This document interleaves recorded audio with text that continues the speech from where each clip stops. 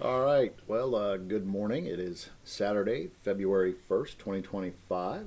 I'm enjoying a coffee, some muffins, and Diablo 4 Season 7. This video is a first because you're actually seeing my face for the first time on the video. Yay! So I am going to go over my Season 7 Necromancer build. It is a Bloodwave build, but it's slightly different than what's on Maxroll and Icy Veins and all the others. So, you know what? First thing I want to show you is I want to show you my Paragon board. This is the Maxroll Paragon board that I am using. For the most part, everything is filled out exactly as it needs to be up until the final board here, which is Frailty. I still have not earned that particular legendary node. I'm working my way to it. As you can see, I am only a level 205 on Paragon, so it's going to take a bit as we work our way over. This board is slightly different from the Maxroll board. The only real difference right now is that I'm using Undaunted instead of Imbiber. I don't understand the point of Imbiber other than the potion gives you, I think it's a critical chance hit, but this build is doing so much damage right now that I don't need Imbiber. I don't even know. There it is. So yeah, you get 3.7 increased damage while healthy at its current level, which is only a 9, of course. And then you gain 30% additive increased potion healing. Whoop-de frickin' ding dong. Who needs potion healing? Because with this build, as you run around and pick up your health orbs, unless health orbs count as a potion, I don't know. But you're getting healed constantly anyway, just from the blood orb. So what's the point of having the potion side? I'm guessing they just picked it because it gives you increased damage while healthy or something. But in that case, I decided I want to go with the increased damage while fortified. So you can see that I also get 10% damage reduction the more fortify I have. And of course, the more fortify happens by having more life. So I've been playing around a little bit here and there, trying to get my increased life. So anywhere that I can do that on the board, I'm making small minor adjustments and going for, increased life. So like here, right, we want to get as much maximum life as we can. So, and then you also pick up the plus life per second when you can. So I'm trying to do that. I need to also go for the resistances here because my resistances are crap right now. I'm going to be honest about that. But that's where Undaunted comes in, helps me with my defensive side. So pretty much the Maxroll board, following everything except I changed out the glyph. Instead of Imbiber, I'm going with Undaunted. There is another glyph. I forget which one it was off the top of my head here.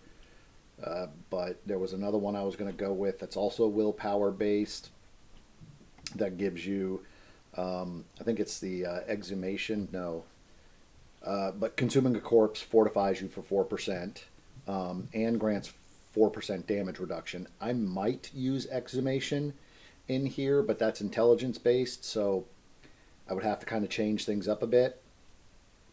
But the reason why I'll get to that as to the reason why I might go with exhumation, because that's in the build itself. There's some things I changed. Was it desecrated? Desecrated ground was the other one I was thinking about using, because you get a 19.8% increased damage, right? That's just level 1. Just level 1 increases your damage.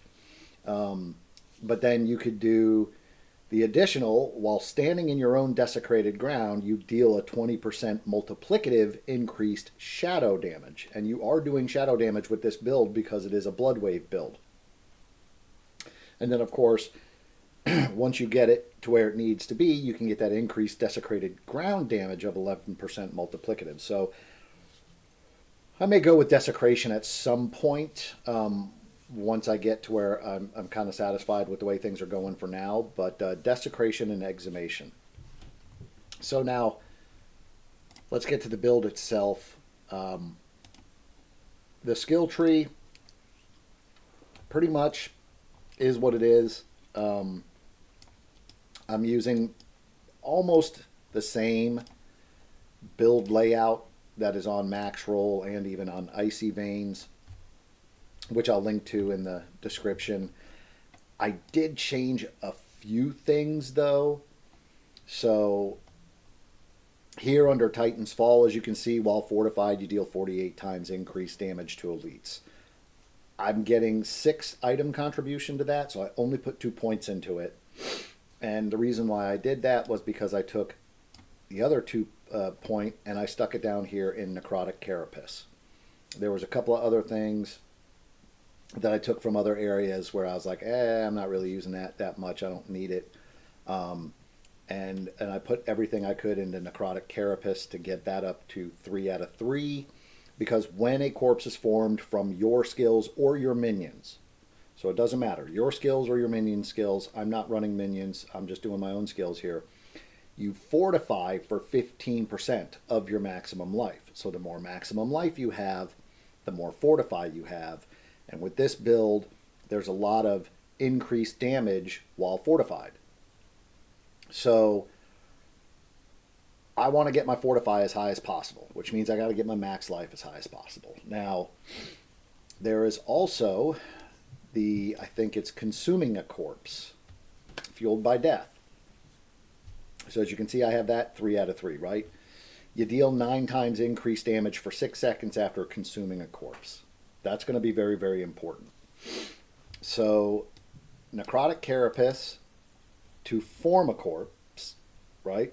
That gets us our fortified, but at the same time, we want to consume the corpse and then get an increased damage. So, and that all kind of plays into with hewed flesh as well.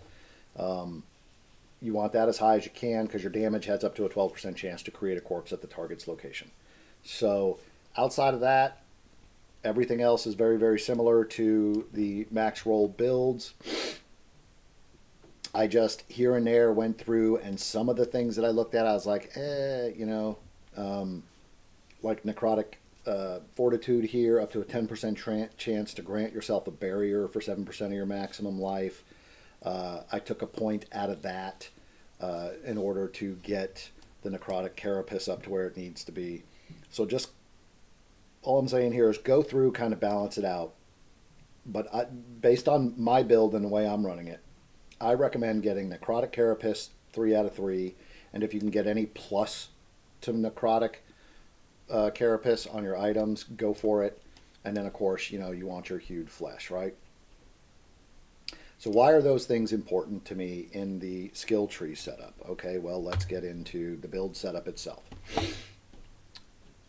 I'm running everything recommended according to the Maxroll build, with the exception of, at least for the Mythic build, because I got me a couple of Era Perditions, what is it, the Grandfather, and a Shaco.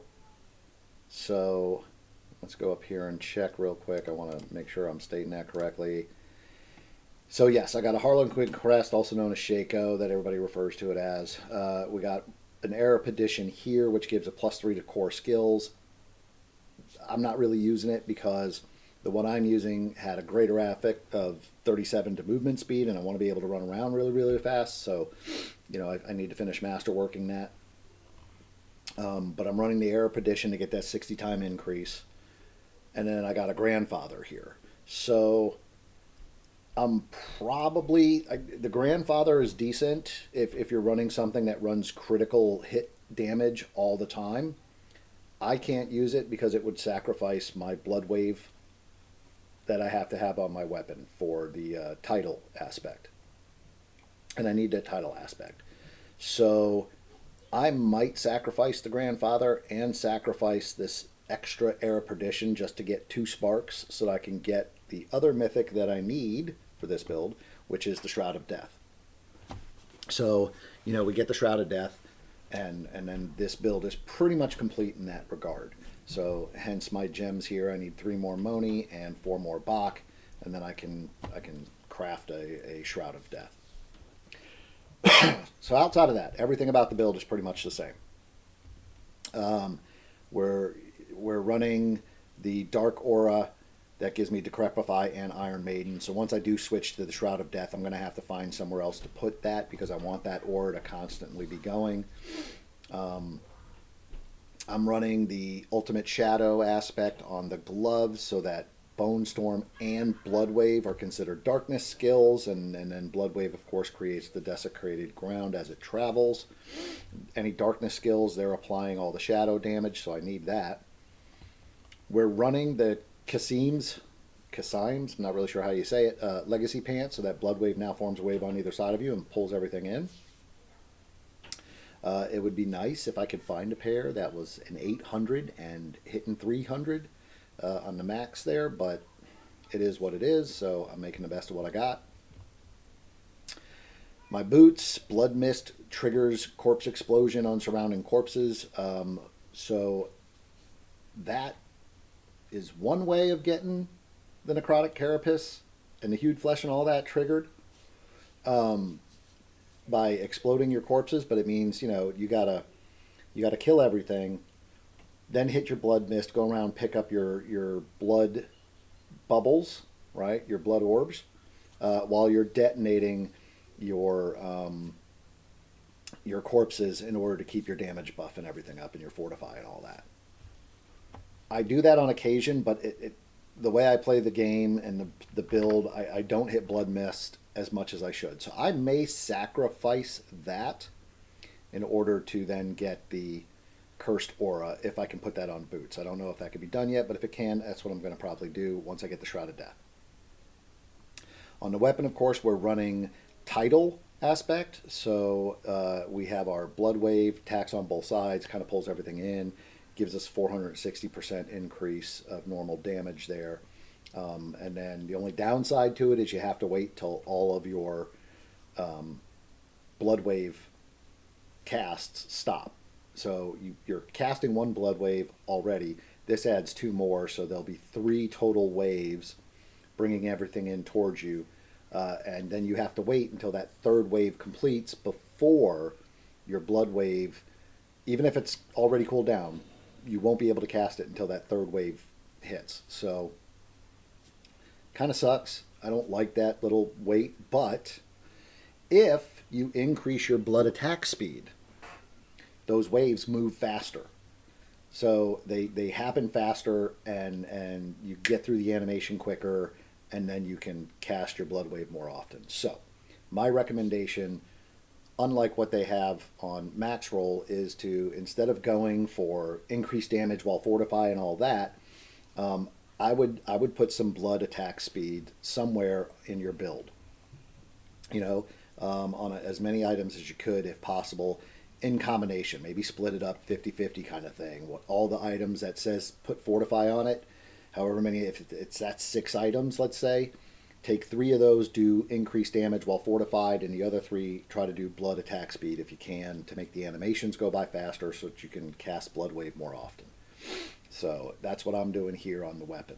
And I did get a 33% on it during masterworking, so hopefully I will get a little bit more out of that with the next 2 levels of masterworking when I go for them. Of course, the natural overpower damage on this was nice, and then I crafted the Titan's Fall. You want to get as much Titan Fall as you can on your weapon, because that's going to help you against big bosses, elites, and things like that. So I got a +4 to Tides of Blood, right? Increases damage of blood spells of any kind, so we went for that. Here you can see I got a damage while fortified increase, and then ultimate cooldown. On all your jewelry, go for an ultimate cooldown if you can. The faster you can cool your ultimate down, the faster you can cast it in conjunction with the blood attack speed. So that's what we're trying to go for. Getting into the rest of the jewelry here, The gems, pretty much going with what Maxroll recommends. I've got my first gem in there, which has given me the 160 to armor and 8% resistance to all elements, which will be nice to get that across 3 here. So I still got to get my other occult gems, which are kind of hard to, it takes a lot to get them.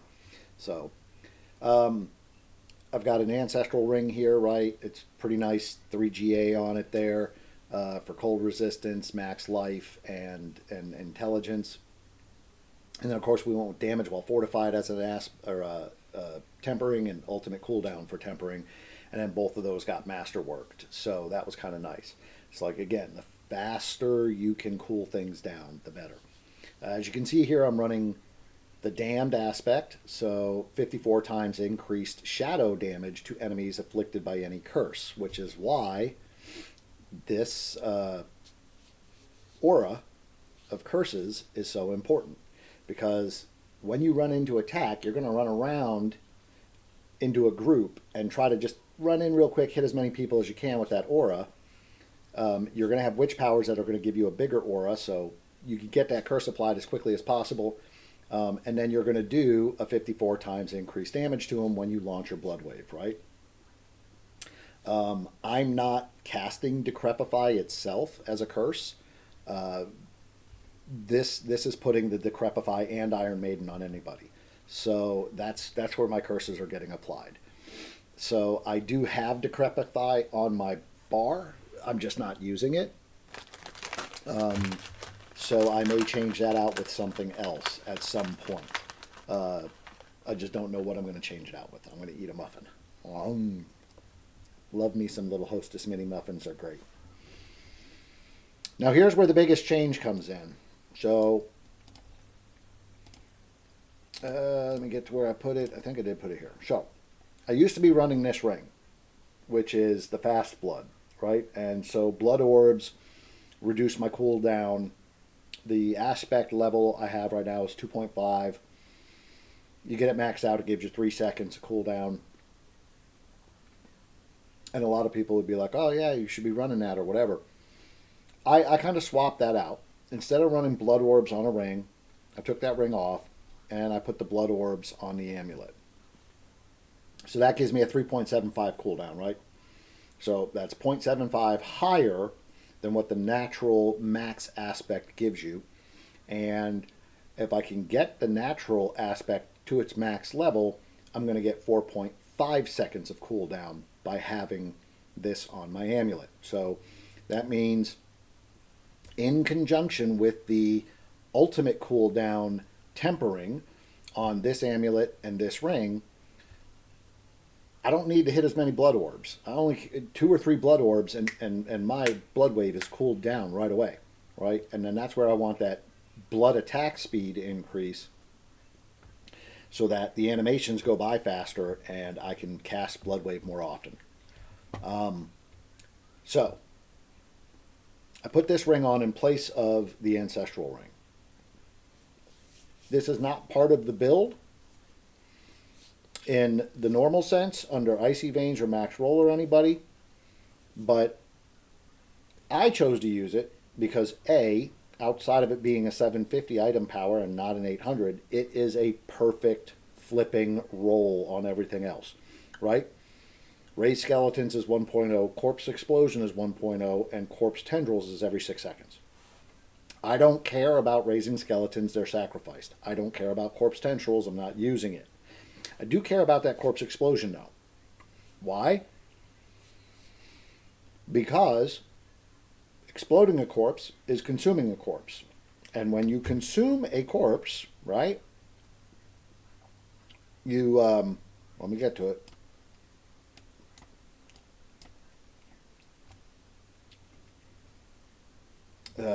Where is it? There we go. Fueled by Death. Another one that you have to have 3 in at least.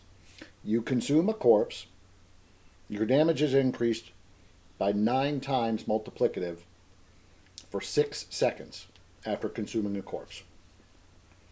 Well, I'm running around and creating corpses quite a bit, so I'm just turning around and consuming those corpses quite quickly. And that 9 times buff, always there. Always there. It never goes away. It stays constant. Right? So we're using Necrotic Carapace down here to get Fortify by forming the corpse. We're then using Fueled by Death to consume the corpse and increase our damage. And then, of course, we're using Hewed Flesh to have a better chance of creating the corpses in the first place, right? So create them, consume them to increase damage, as well as creating them and getting Fortify, right? So if you could get increases to these, it's great. As you can see, I have on this particular ring a +3 to corpse skills. So the weird thing is, I think the +3 to corpse skills only works on like Corpse Explosion and Corpse Tendril. I don't think it actually works on any of the passives, which really kind of sucks. But technically they're not skills, so it is what it is.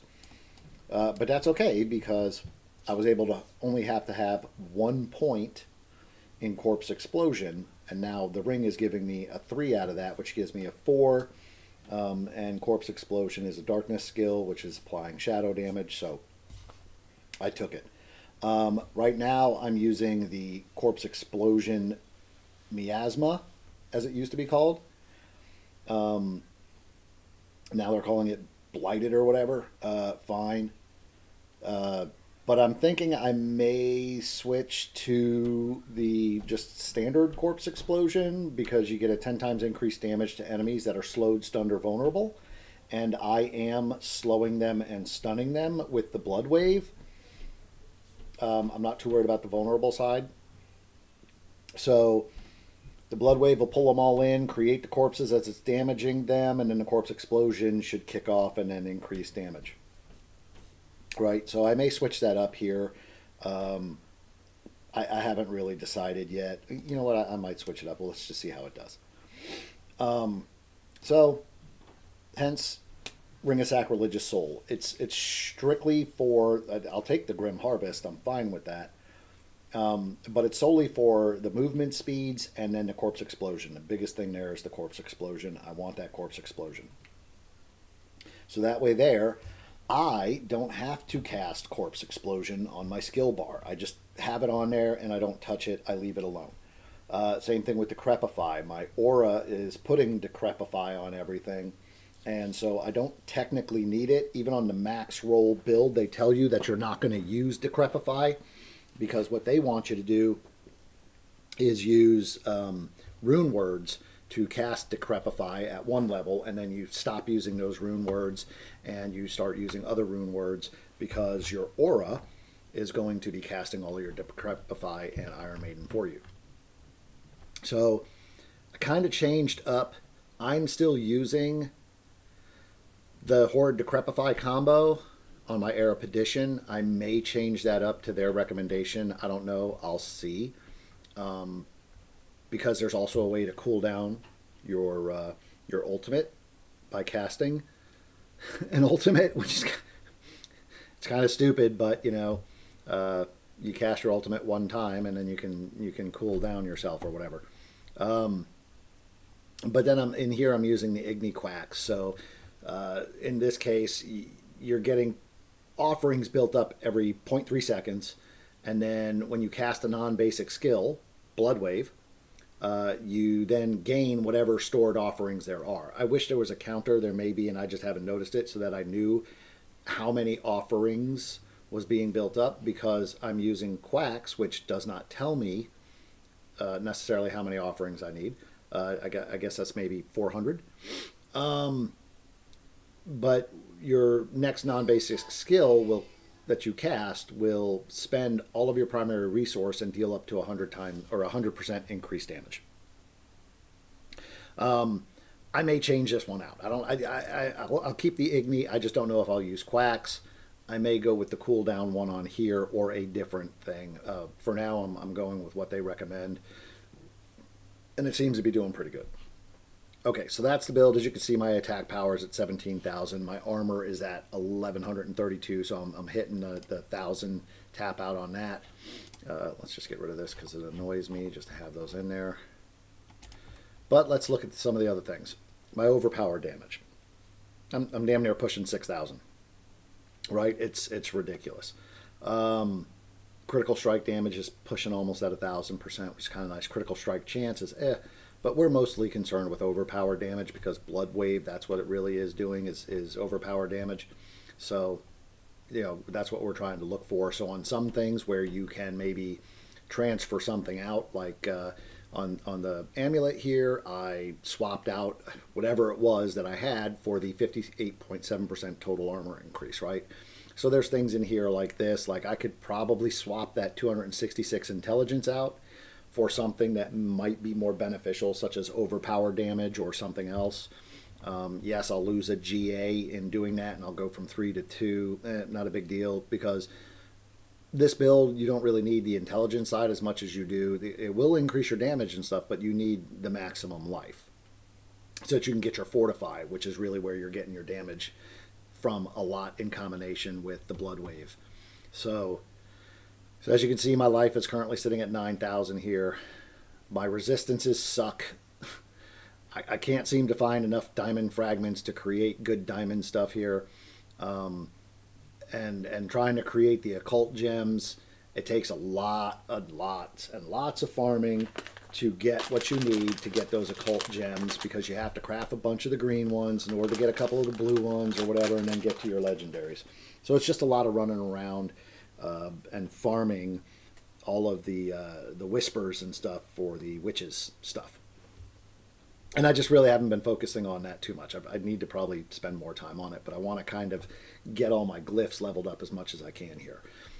So lightning resistance sucks, poison resistance sucks, shadow resistance sucks, right? I only got fire and cold going, and a lot of that is coming from the Paragon board, right? So eventually, once I get frailty filled in here, I'm going to move over, and there's a couple of boards where's the one board where it gives you increased healing. I think I need to aim. I want to say that part of this board was you come across here and you get these. There is another board where it was healing stuff, like here for resistances, right? So you come up straight and then bam, get your max life, your resistances, these 6 here, and then you're done. I haven't done it yet. I probably should. But I'm trying to get all my glyphs and what's needed to activate the glyphs filled in. And then, of course, my legendary nodes. This frailty, cursed enemies taking 10 times increased damage from you, and the fact that the bonus is increased by another 10% multiplicative for each second that they are cursed, up to 40 times. That's going to be ridiculous when I unlock it. Absolutely ridiculous. The damage you'll see that I'm doing here in a second is already ridiculous. So that's just going to make this even better. And I just can't wait till I get there. But I got what? 1, 2, 3, 4, 5, 6, 7, 8, 9 more levels to go at least. So, yay. All right. Now you'll notice on the skill bar, I got to Crepify. Not really using it. Nope. I was using it, but I'm not now, and I don't know. I don't know if I might put something else in there. I don't know. It's just there because I'm limited on skills that I'm using, and that would benefit me in any way. So we got Blood Mist. I do occasionally use. We got Blight, which I do use, but only on bosses, nothing else. Then we got Bloodwave, which is our primary attack, of course. Reap, just to have it in there. I don't really use it on anything. You could use Decompose. In fact, I might even try that, because that's what's recommended, is to use Decompose, launch it, get that first corpse created or whatever, and then start doing your Bloodwave attack. And then a corpse explosion. I'm not actually casting corpse explosion. I just have it on the skills bar because I was casting it when I could. But then I switched up and I started using that ring. Pay attention here, tier 100. Tier 100, okay? Again, my glyphs. Only a level 75, only a 60, 60, 60, and this one's only 55. You saw my resistances, you saw that they were shit. I did not cast any potions or anything, so I'm not really sure where these are all coming from, but whatever. So I'm going to go run a tier 100. And just watch how great this build works for my playstyle. Again, I just want to be able to run around and kind of hit a few things. I don't want to have to sit here and snapshot this, that, or whatever. So we'll get that first blood wave going. Now we'll cast a second one, and now our damage is just going nuts. We're going to run into a group. We're just going to cast. We're doing millions upon millions of damage. Everything's dying. We'll get some more groups here going. You see the fortify kickoff around my blood bubble there, right? Everything's just dying. And I may die here and there because my resistances suck, but, you know, it is what it is. Keep an eye on some of those numbers. Maybe even pause the screen as you're watching a video. There are billions. It does hit for billions. It's ridiculous.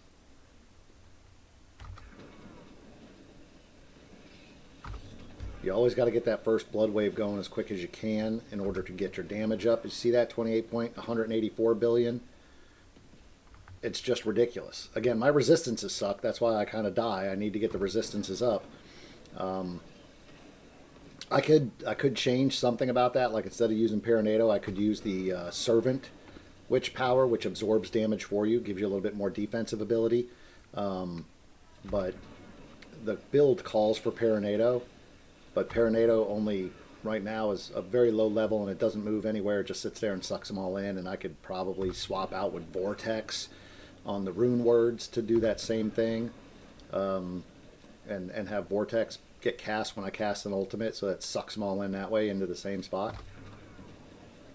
But for now, I don't know. I'm leaving it as Paranado. I may switch to the Servant. I think the Servant's going to be the best one. Every now and then I cast a potion, get my health up there if I pay attention enough, but you see those 44.9 billion? Yeah, let's go grab a lethal shrine. Why not? Suck a bunch of people in. Come on, people. Come on over here. Get y'all in there and y'all die. This build is just ridiculous, stupid. It's about time the Necromancer got a really, really good build that kind of just OP is all get out. I like that. Oh, I didn't get to the health in time. Damn it. It sucks that it took so long to get this. But it reminds me of the overpowered Crushing Hand build or Quill Volley build for the Spiritborn from last season, right? I mean, those two builds were just ridiculous. And I'm running a Crushing Hand, and I do billions of damage all the time. I probably could push into pits with it, but I see no purpose to do so, because once you're running pit 100s comfortably enough, you know, your glyphs are going to be maxed out. You don't get a benefit by pushing higher into pits other than bragging rights to say, ooh, I made it to pit 150. Who gives a fudge? I don't. It doesn't make any real difference to me that I got that high in the pit. I was playing earlier this morning with a friend of mine, and we were running pit 90s, and we were doing them in 3 minutes or less. That, to me, is more important. I would like to run 100s in 3 minutes or less, because the faster you can run a pit overall, the more experience you get. There is a timer on that, and there's a bit of a buff for completing pits faster. The faster you get through the pits, the more experience you get. You get an experience buff for completing it in 3 minutes or less. And to me, that's more important, because I want to spend as little amount of time as possible trying to get to Paragon 300, right? So the faster I can get through the pits and the more experience I can get by doing that, the better.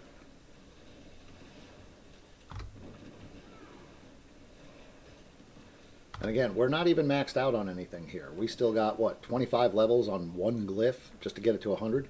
Everything else has got 40 levels that I got to go through yet. And I'm running a pit 100. This build is crazy powerful, even at the low levels. Here, I'll even cast my mist, explode a few corpses, right? Boom, boom, boom. It doesn't really do much for me. This really kills it if I just get the cooldown.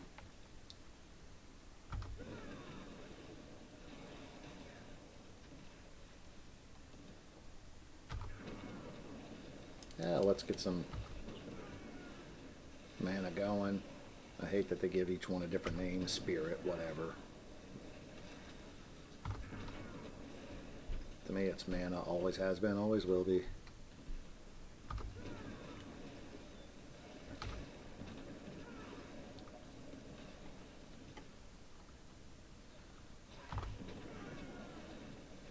See, and that's why I don't like Pyranado. Just when I'm going in to cast my spell, Pyranado sucks them all into a different direction. And that sucks. Damn, did I clear the board already? Alright, is what it is. Move on to the next section.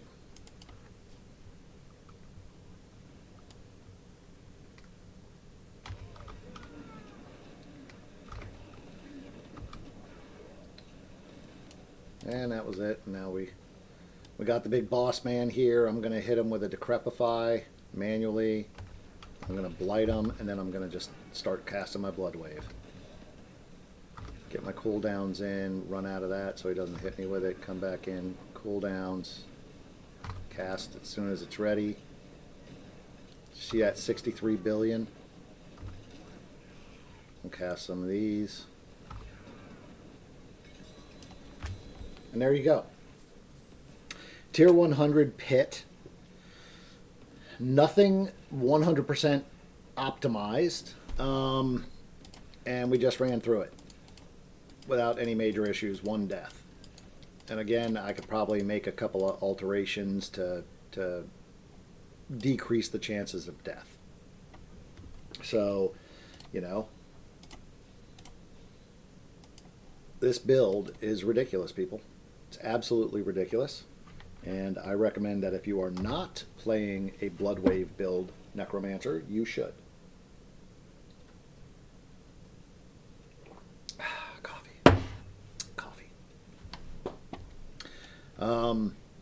So there you go. There you have it. That's the build. We'll come up here, see if there's anything worth keeping. I like to crush what needs to be crushed to get aspects. The Mortarcrux +7 to hewed flesh. Ooh, nice. But I don't care about anything else on there. 100% corpse damage, but I might save that for something. Might save it for something. Let's mark it. Everything else I think we can get rid of, and so we'll sell it. So we'll put this guy over here and then sell the rest. Anything I pick up, if I can't crush it and get an aspect out of it, whoops, wrong guy, then I sell it in order to get money out of it. Sometimes I'll crush stuff just to crush stuff to get other items and build up all the stuff I need. So there you have it. There's the build. Give it a try. Play around, make alterations according to your playstyle. My playstyle is I don't want to have to sit here and worry about cast this button, then cast that button, and once those two are casted, then do this in order to snapshot something and get a lot of damage going out of that. I like a nice, quick, simple, easy, get in, play, get out kind of playstyle character. And the way I have this build set up, it gives me just that. So I hope you try it. Adjust it to your own play style, and then let me know how it works out for you. Till the next video, enjoy.